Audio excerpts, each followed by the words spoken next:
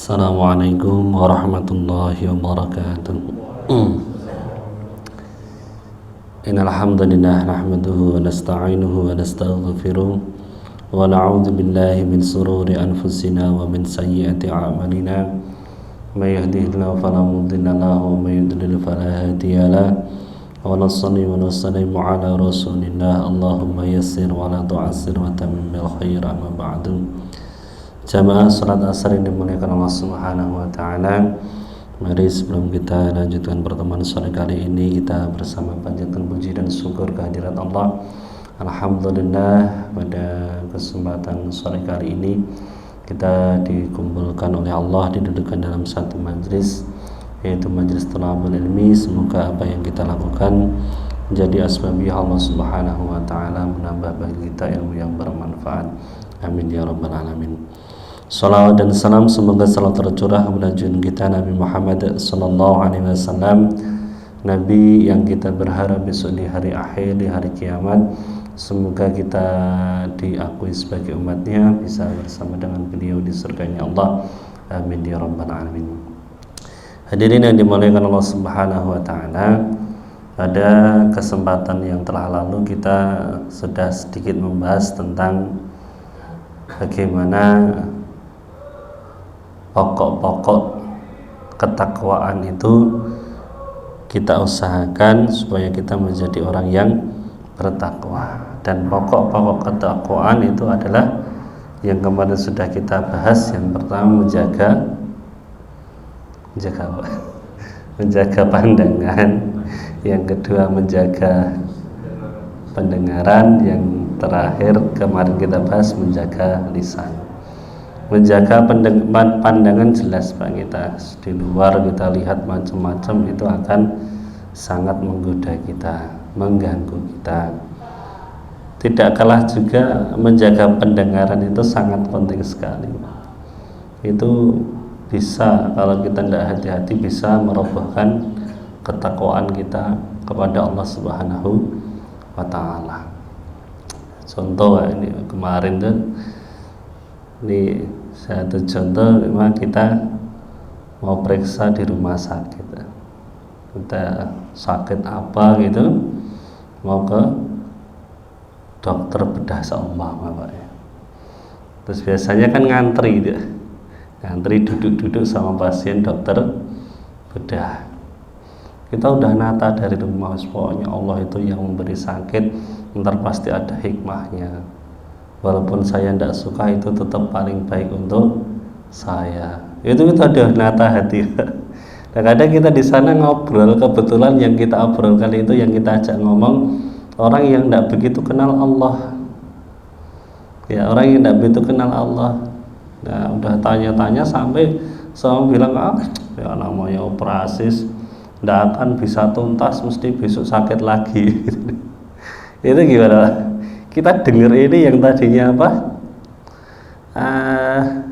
Ketakwaannya sudah kita tata ke Allah Subhanahu wa taala sudah bagus, dengar itu roboh. Ya, satu pendengaran itu. Ataupun contoh yang lain, kita ada satu keluarga lah, baru ndak enak dengan istrinya. Ada kesalahpahaman sehingga suami istri itu baru ndak enak dengan, ada perkara dengan istrinya, agak cekcok lah mudahnya. Yang laki-laki udah nata Pak, sahabat Umar itu dimarahin istrinya saja diam kok, dia yang melahirkan anaknya, dia yang mencuci bajunya. Setelah saya tak minta maaf, itu ngobrol sama temennya, kenapa tak masuk murung baik, ini baru ndak enak sama istri. Laki-laki itu harus menang, jangan kalah. Kamu harus menang, itu udah roboh lagi ya. Ya, laki-laki kan yang mencari nafkah dong, masuk kalah sama istri. Ini karena nggak menjaga apa? Pendengaran. Berarti penting sekali Pak, kita menjaga pendengaran ini sebagai pokok-pokok untuk menguatkan ketakwaan kita kepada Allah Subhanahu wa taala. Gara-gara kita nggak bisa menjaga pendengaran, bisa hancur Pak ketakwaan kita. Dan nah, terus yang terakhir lisan. Kemarin lisan itu ada beberapa hafat. Yang terakhir kita kemarin dzikrul afatil akhirah wa akibataha. Dengan tidak menjaga lisan, kita ingat tak bahwa besok di akhirat itu ada bahaya yang mengintai kita. Berbentuk apa? Kalau ghibah berarti amal kebaikan kita diberikan kepada orang yang kita ghibahi. Begitu juga wa amal mubahu fa fi arba'atu umur ahaduha suhulul kiramil katibin bima la khaira fihi wa la faidata wa haqqul lil mar'i ayastahya minhuma fala yu'tihi ma qala subhanahu wa ta'ala mayalfadhu min qawlin illa ladaihi raqibun atid. Terus itu kalau haram ya, kalau perkataan haram itu yang kemarin. Kalau perkataan yang nggak manfaat itu juga ada bahayanya Pak, sebenarnya kita ngomong ngalor ngidul lah gitu. Ngomong itu duduk ya kita ngomong ngobrol-ngobrol lah ngalor ngidul gitu. Itu juga ada bahayanya. Yang pertama apa? Menyibukkan malaikat raqib dan atid. Ya, karena apapun yang kita ucapkan itu kan dicatat. Mayal fadu, Allah Subhanahu wa ta'ala berfirman, mayal fadu min qaulin illa ladaihi raqibun wa atid. Kamu tidak mengucapkan satu perkataan kecuali di depanmu ada malaikat raqib dan atid yang mencatat. Mubaho dicatat. Omongan ngalor ngidul dicatat ya. Itu maksudnya. Nah, terus itu yang pertama. Yang kedua, irsalul kitab illahi ta'ala bima la faidata fihi minal lagwi wal hawa. Yang kedua, kita berarti menyuguhkan ke Allah, menghadapkan ke Allah dengan buku catatan yang tidak ada faedahnya. Di situ tulisannya tidak penting semua itu. Kan tadi dicatat malaikat raqib atid kan? Omongannya isinya cuma bahas apa Pak? Ini tidak guna lah ya, dicatat semua ya. Dihadapkan Allah isinya perkataan yang tidak guna semua. Coba kita ngasih surat ke pimpinan kita ya. Tulisannya cuma bahasannya beras, lombok, gitu. Perkara-perkara yang nggak manfaat. Kira-kira pimpinan kita gimana? Dikasih surat tuh, bahasanya cuma nasi goreng di sana itu harganya 5.000, ini murah di sana. Oh di sana itu enak. Itu kan gimana? Yang baca, oh saya ini pimpinan ya, masa cuma dikasih surat isinya ndak bermutu ini. Nah, kita kan dihadapkan ke Allah, maka sebisa mungkin ya walaupun guyon itu kita ngomong di antara omongan kita, di antara pembicaraan kita itu paling tidak ada ilmunya, ada nasihatnya, ada saling mengingatkannya. Itu sehingga apa? Tulisan itu dicatat, perkataan kita itu dicatat oleh malaikat raqib atid, diberikan, dihadapkan ke Allah, isinya isi yang bermanfaat walaupun guyon gitu. Walaupun guyon tapi ada perkara yang manfaat.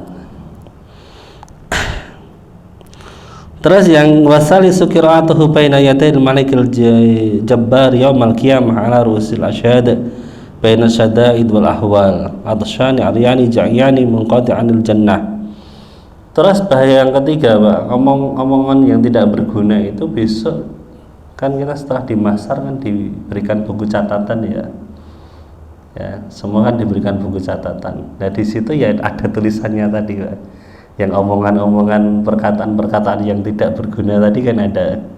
Kita disuruh membaca di hadapan para manabi, di hadapan Rasulullah, di seluruh makhluk. Kira-kira gimana? Setelah kita baca ternyata tulisannya bahasan-bahasan yang tidak ada faedahnya, tidak ada, padahal banyak berlembar-lembar gitu. Masya Allah. Terus yang keempat, alam wa taghir lima dakul tawin qatil hujjah wal haya. Yang keempat juga akan memperlama hisab kita, padahal kita dihisab dengan perkara yang sebenarnya tidak ada manfaatnya. Coba Pak, berarti kalau kita satu hari terus ngobrolnya yang tidak berguna itu 3 jam, berarti kan di sana tambah 3 jam Pak, otomatis kan gitu. 3 jam yang tadi kan berarti kan dihisab, padahal isinya cuma bahas apalah yang tidak ada intinya. Maka untuk pondasi ketakwaan itu memang kita yang pertama harus menjaga pandangan, yang kedua menjaga pendengaran, yang ketiga menjaga lisan dari perkataan yang haram, dan sebaik mungkin hindari perkataan yang tidak ada manfaatnya. Rasulullah SAW bersabda, termasuk min husnil islamil mar'i tarkuhu ma la ya'nihi, termasuk tanda bagusnya Islam seseorang adalah dia meninggalkan perkara yang tidak bermanfaat. Itu termasuk tandanya bagusnya Islamnya seseorang. Semakin kita bisa meninggalkan perkara yang tidak bermanfaat, berarti semakin bagus Islam kita. Nah, kalau kita di kampung kadang kita ya tidak harus meninggalkan, tapi merubah yang tadinya tidak bermanfaat supaya bisa lebih bermanfaat. Kadang kan kita tidak mungkin di kampung tetangga pada di tempat saya kan ada rondo gitu ya, kampling ya, nggak mungkin kan kita orang pos kampling terus kita nggak ikut pos kampling kan, ya tidak mungkin. Ya kita ikut, tapi kita bagaimana bisa merubah suasana yang dari tadinya hanya sia-sia bisa menjadi lebih bermanfaat, walaupun hanya dengan perbincangan ya, perbincangan, tapi yang di situ bisa mengandung entah itu ilmu, entah itu ide, entah itu nasihat ya. Itu yang ketiga. Terus yang keempat, al-faslur rabi al-qalbu, summa 'alaika bihifdzil qalbi wa islahihi wa husnil nadhri fi dzalik wa badhil majhud fa innahu a'dhamu hadzal 'adha'i hadran wa aktsaruha asaran wa adamu amran wa ashqahu islahan. Yang keempat yang harus kita jaga supaya ketakwaan kita itu bagus, itu adalah hati kita. Tadi pandangan, pendengaran, lisan, dan yang keempat adalah hati. Bagaimana kita jaga dan kita perbaiki hati kita? Husnul nadhri fi dzalik wa badhil masyud, kerahkan kekuatan, kerahkan usaha untuk memperbaiki hati kita. Fa innahu 'azamil a'dha hatran, karena hati itu anggota yang paling banyak bahayanya, paling banyak bahayanya, paling banyak akibatnya, dan paling rumit perkaranya, serta paling susah pengobatannya. Itu hati, Pak. Anggota badan kita, Pak, yang paling susah diobati apa? Bukan tangan, bukan kaki, tapi hati. Yang paling banyak bahayanya apa? Hati. Yang paling banyak akibatnya hati. Kenapa kita harus menjaga hati? Wa adzkuru fi khamsatun usul. Ada 5 alasan kita harus menjaga hati, Pak. Yang pertama, al-aslul awal qauluhu ta'ala ya'lamu kha'inatal a'yuni wa ma tukhfis sudur, wa qauluhu ta'ala wallahu ya'lamu ma fi qulubikum, wa qauluhu ta'ala innahu 'alimun bidzatis sudur. Yang pertama, kenapa kita harus menjaga hati kita? Karena Allah Subhanahu wa ta'ala berfirman, ya'lamu kha'inatal a'yun wa ma tukhfis sudur. Allah itu tahu, Pak, mata yang khianat dan apa yang tersimpan di dalam hati, yang samar di dalam hati itu Allah tahu. Mata yang khianat itu bagaimana? Mata yang khianat, mata yang khianat ya kayaknya melihat sana tapi ngelirik sana. Orang-orang nggak pada tahu, tapi Allah tahu. Saya lihat sana tapi liriknya ke sana, itu Allah tahu. Dan apa yang samar di dalam hati kita pun Allah tahu ya. Maka wallahu ya'lamu ma fi qulubikum, apa Pak yang ada di hati kita sekarang, Pak? Kita berbatin apa? Itu Allah tahu sekarang ya. Berarti Rasulullah itu ngomong kayak gitu ngaji, itu Allah tahu ya. Innahu alimun bidzatis sudur, sesungguhnya Allah Subhanahu wa ta'ala itu Maha tahu, alim. Jadi ada bahasa Arab itu tidak, ada alim, ada alim ya. Alim, ada alim. Kalau alim itu Maha tahu, sangat-sangat tahu ya, sangat-sangat tahu. Maka kam zakarahu wa qarrahu zakara fil Quran. Ayat-ayat seperti ini, Pak, kalau kita buka di dalam Al-Qur'an itu kan banyak sekali, Pak. Ya, banyak sekali ayat-ayat seperti ini. Maka sebenarnya cukup ayat-ayat ini untuk kita supaya hati-hati, Pak, di dalam mengolah hati kita. Karena apapun yang ada di dalam hati kita itu Allah tahu bagaimana seharusnya kita sebagai hambanya Allah hidup di dunia ini, menjaga hati kita, karena Allah itu tahu apapun yang ada di dalam hati kita. Mau kerentek jelek, mau kerentek bagus, mau niat baik, mau niat jelek, batin apapun Allah tahu. Lisannya bagus, muji-muji gitu. Apa jenengan, masya Allah, rajin sekali. Tapi hatinya Allah itu tahu Allah, ya Allah tahu gitu. Atau mungkin kita di depan orang, baru ada orang dipuji, kita di depannya ikut dengar, oh kok gitu dipuji. Hati kita ini, Pak, hati kita nih, itu Allah tahu. Karena apapun yang ada di dalam hati kita saat ini pun Allah tahu. Al-asl tsani qaulu Rasulullah sallallahu alaihi wasallam, innallaha ta'ala la yanzuru ila suwarikum wa ajsadikum wa absyarikum wa innam yanzuru ila qulubikum wa amalikum. Yang kedua, kenapa kita harus menjaga hati kita?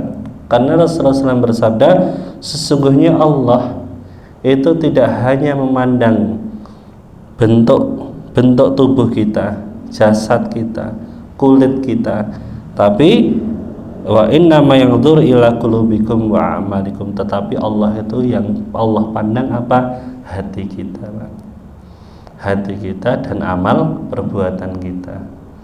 Pusat pandangan Allah itu bukan jasad kita, tapi bagaimana hari-hari kita, Pak. Hari-hari kita mau berangkat dari rumah ke kantor, Pak, mandi, ya, terus wajahnya gimana biar terlihat bagus, kalau ada kotoran ya dibersihkan. Itu kita merawat yang menjadi pusat pandangan manusia saja sampai seperti itu, Pak. Ya, kita kan nggak mau terlihat jelek di hadapan manusia. Coba kita berangkat di sini ada coret-coretannya, Allah biarin ya. Kita nggak mau. Ntar terlihat hina di hadapan manusia. Lah itu pusat pandangan manusia, Pak. Nah, sedangkan kadang kita malah fal qalbu idzan mawdun nadhir rabbil alamin. Sedangkan hati itu adalah pusat pandangannya Allah Subhanahu wa taala. Maka miris sekali, Pak, kadang kita enggak memperhatikan hati kita, enggak memperbaiki, enggak memperindah hati kita sebagaimana kita memperindah jasad kita. Jasad kita itu, Pak, rambut agak panjang sedikit gitu, wah, ntar kelihatan daul-daul ya, syukur gitu. Tapi jarang, Pak, kita hati kita, oh hati saya kok kayak rotok seneng iri toh sekarang. Kita nggak pernah perhatikan, Pak, nggak pernah hiasi, nggak pernah perbaiki, padahal itu yang menjadi pandangan Allah Subhanahu wa taala. Kalau wajah kita ada kotoran, kita buru-buru bersihkan, tapi hati yang menjadi pusat pandangan Allah Subhanahu wa taala kadang kita malah tidak perhatikan. Maka kailayat la rabbu jalla ala dani sifihi wa syai'in wa fati'ibin bal yuhmiluhu, bahkan kita malah biarkan hati kita dalam kejelekan, hina di hadapan Allah, dipandang Allah sangat hina. Jangan sampai, Pak. Nah, Allah pandang hati kita harus perbaiki. Kapan kita merasa hati kita ada kotoran, kita bersihkan. Kapan kita merasa hati kita jelek, kita perbaiki. Kapan kok sudah melihat mata hatinya udah agak buta gitu ya, kita bersihkan mata hati kita.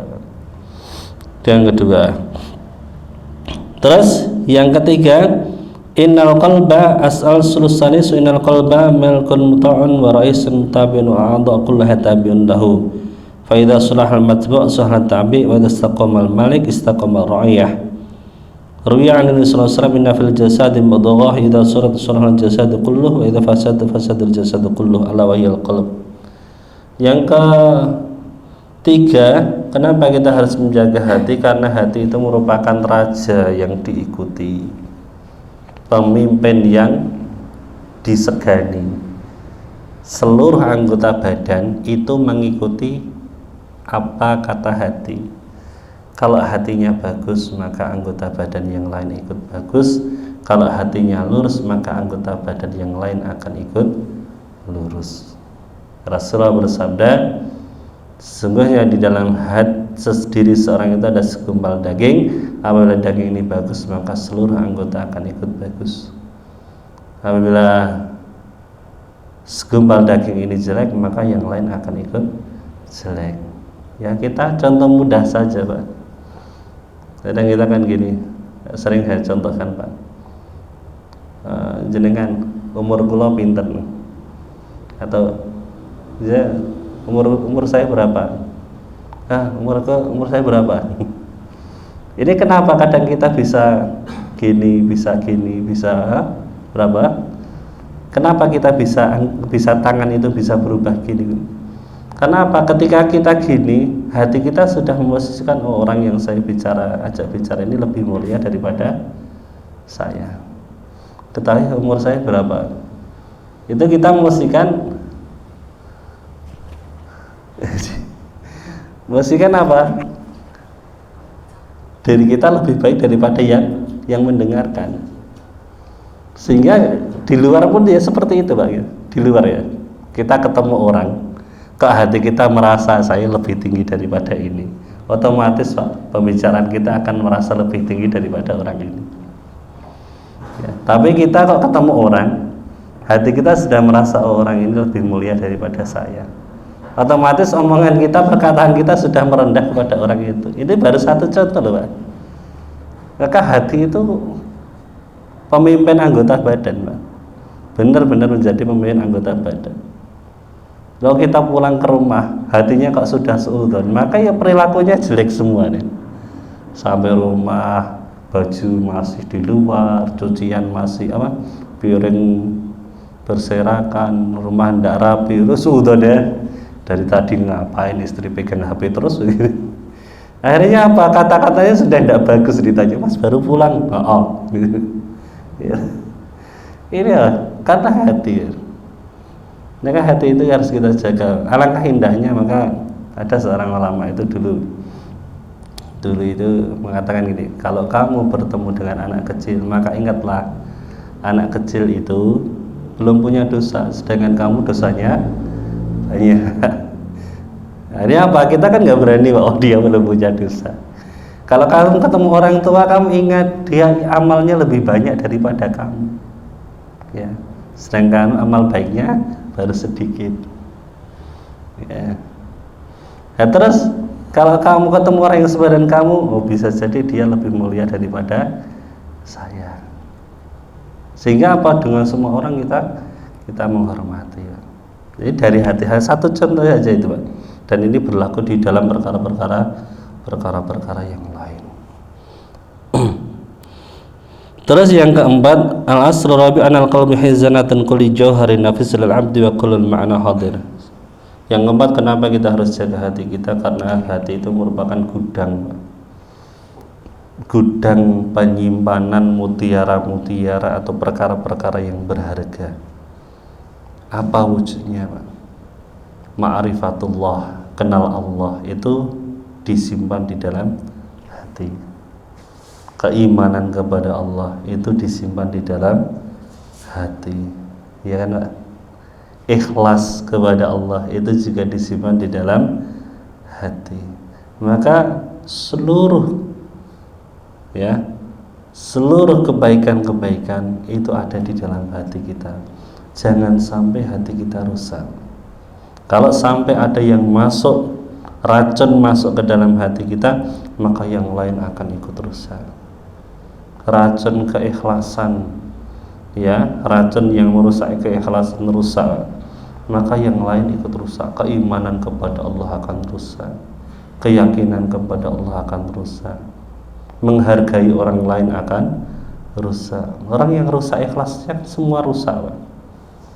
Ntar ngasih itu ya, wah kamu itu nggak ingat dulu, nggak ada saya, seperti itu, gitu. Gitu. Maka jahrun nafis wal khisal al-hamid allati tufaddilu rijal, bahkan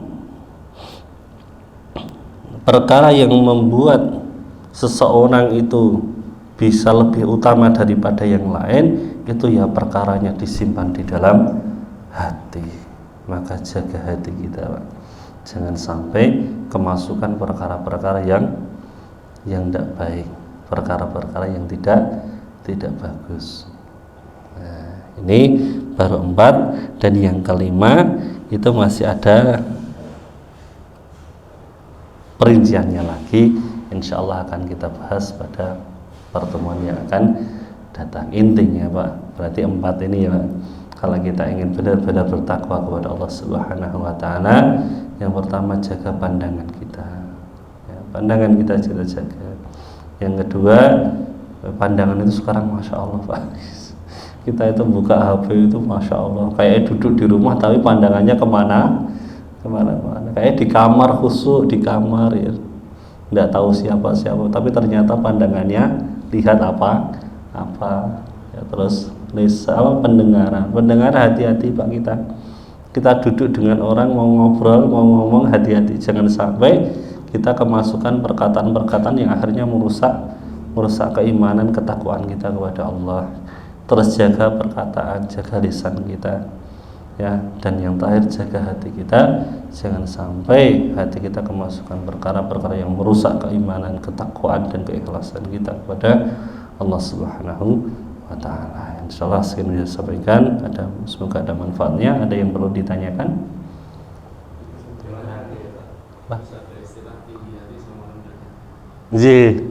Ada istilah tinggi hati dan rendah hati, sombong dan tawadhu. Kalau secara bahasa Arabnya sombong dan tawadhu. Tapi sombong itu juga macam-macam.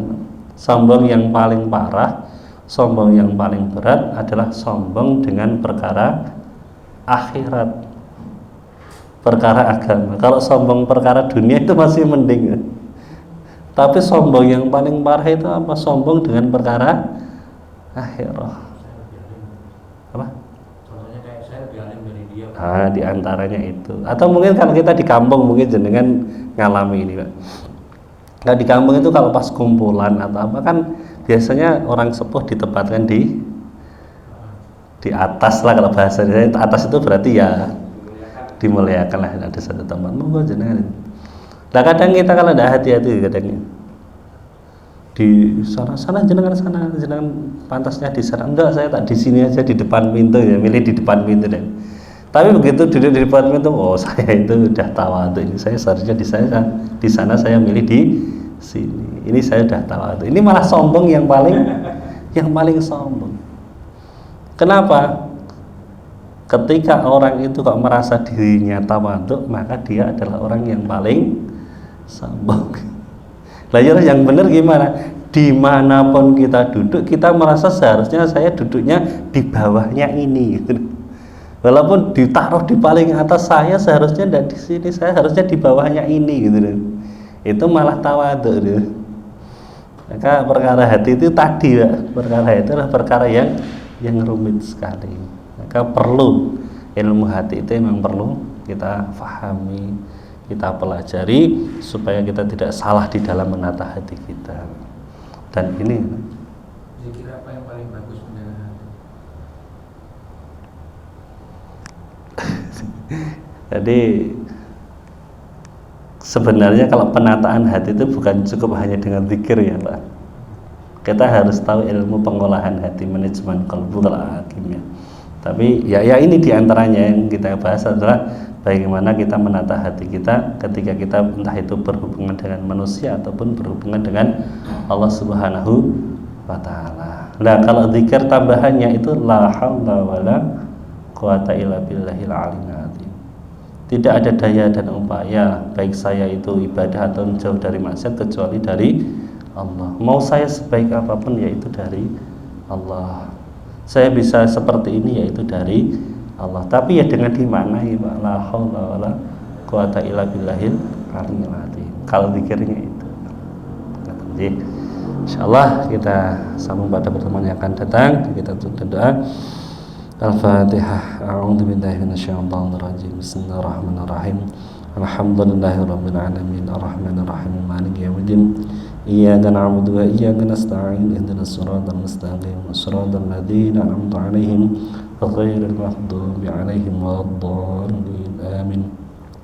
أعوذ بالله من الشيطان الرجيم بسم الله الرحمن الرحيم الحمد لله رب العالمين اللهم صل على محمد وعلى محمد يا أولى الأولين يا خير الآخرين يا ذا القوة المتين يا رحم الفقراء المساكين اللهم لا تدع لنا في مجلسنا هذا ذنبا إلا غفرته ولا هما إلا فرجته ولا دينا إلا قضيته ولا حاجة من حوائج الدنيا والآخرة إلا قضيت يا أرحم الراحمين اللهم سلمنا وسلم ديننا وسلم قلوبنا وسلم أرواحنا سلم أجسادنا سلم ذريتنا سلمنا في الدنيا والآخرة سلمنا من مصيبات هذا الزمان سلم من بالي هذا الزمان سلمنا في هذا الزمان اللهم اختم لنا بالإيمان اللهم اختم لنا بالإسلام اللهم اختم لنا بحسن الخاتمة يا الله ربنا آتنا في الدنيا حسنة وفي الآخرة حسنة وقنا عذاب النار وصلى الله على محمد سبحانه رب العزة عما يصفون السلام على المرسلين الحمد لله رب العالمين والسلام عليكم ورحمة الله وبركاته